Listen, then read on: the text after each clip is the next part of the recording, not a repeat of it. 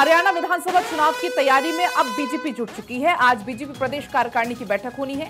पंचकुला में बीजेपी प्रदेश कार्यकारिणी की बैठक होगी। अमित शाह इस बैठक की अध्यक्षता करेंगे। बैठक में मुख्यमंत्री नायब सैनी भी शामिल होंगे। केंद्रीय मंत्री मनोहर लाल भी इस बैठक का हिस्सा होंगे। प्रदेश कार्यकारिणी के सदस्य भी इस बैठक में शामिल होने वाले हैं।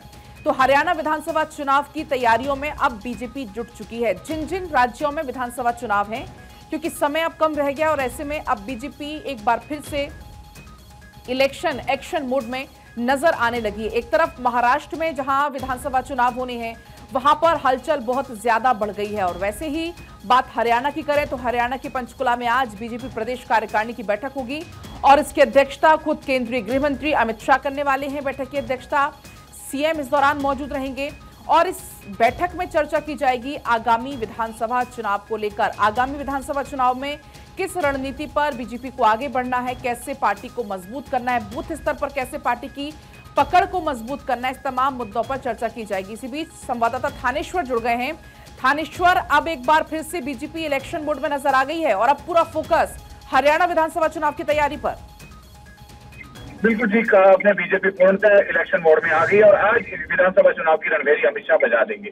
क्योंकि रणभेरी बजते ही किस तरीके से बूथ स्तर पर मजबूत करने के कार्यकर्ताओं को कहना है, किस तरीके से वोटर्स को घर से निकाल कर बाहर वोट पोलिंग करने के लिए ले जाना है। क्योंकि बीजेपी को उम्मीद थी लोकसभा चुनाव के अंदर 10 की 10 सीटें जीतने की, लेकिन 5 सीटें वो जीत पाई। 5 सीटों पर उसे जो हार का सामना करना पड़ा, उससे बीजेपी ने बहुत नसीहत लिया। आज उसी पर समीक्षा करते हुए और आगे विधानसभा चुनाव की रणनीति तैयार करने के लिए विस्तारित बैठक की गई है, जिसमें 4500 के करीब कार्यकर्ता और पदाधिकारी भाग लेंगे।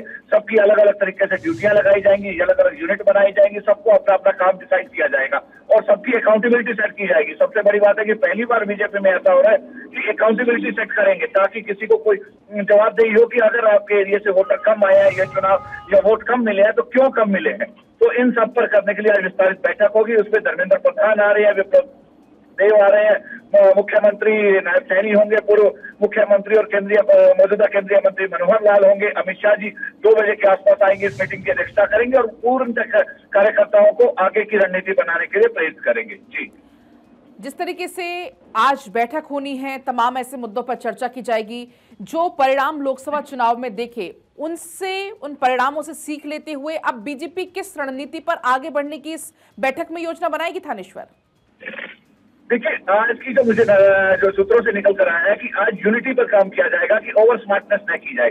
लोकसभा चुनाव के अंदर बीजेपी को ये हो गया था कार्यकर्ताओं की, मोदी के नाम पर वोट तो मिल ही रहे, जीते पड़े हम, तो इसीलिए कार्यकर्ता वोटर्स को घर से बाहर निकालकर पोल करने के लिए नहीं ले जाने में कामयाब नहीं हो पाया। आज इस चीज पर मेन ध्यान दिया जाएगा कि बीजेपी का जो पेट वोटर्स है, जो वोटर्स बीजेपी को चाहता है कि सत्ता में है, उन वोटर्स को घर से निकालना और वोट देने के लिए पोलिंग स्टेशन तक लेकर जाना। और खासतौर पर जो 5 साल 10 साल में हरियाणा सरकार ने जो कार्य किए हैं, उनको घर घर तक कैसे पहुंचाना, कैसे लोगों को अवेयर करना कि इन नीतियों की वजह से आपको ये फायदा हो रहा है। इन सब पर चर्चा की जाएगी और सबकी ड्यूटी लगाई जाएगी कि किस व्यक्ति को क्या क्या काम करना है। एक यूनिट अलग बनाई जाएगी जो सरकार की नीतियों को जन जन तक पहुंचाने का काम करेगी। दूसरी वोटर्स को जाकर बताएगी कि बीजेपी अगले तीसरी बार अगर हरियाणा में सरकार बनाती है तो क्या क्या वो करेगी लोगों के लिए।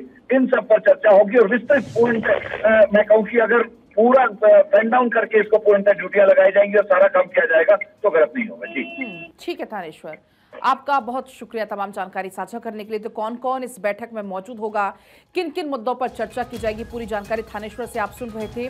गृह मंत्री अमित शाह के 2 बजे पहुंचने का कार्यक्रम है इस बैठक में, इस महामंथन में।